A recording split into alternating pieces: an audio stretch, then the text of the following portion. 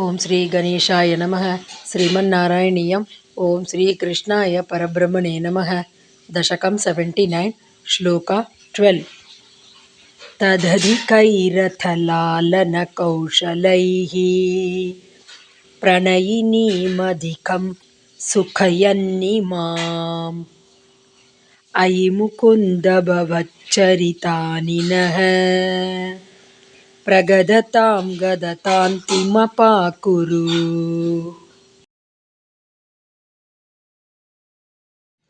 Word by word meaning. Atha, then.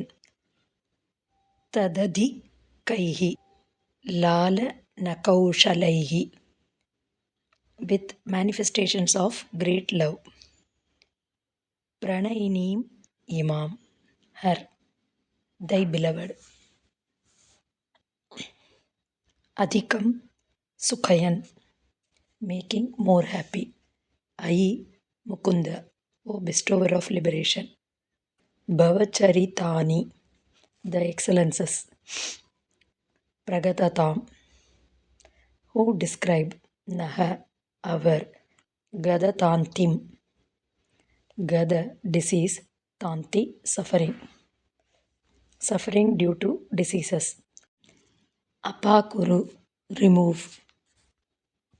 Full meaning. Then thou didst make thy beloved Rukmini happier than before by the manifestation of even greater love. O bestower of liberation, deign to remove from us who sing thy excellences the suffering caused by diseases.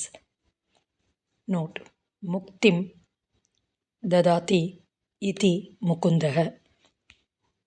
Om Tat Sat.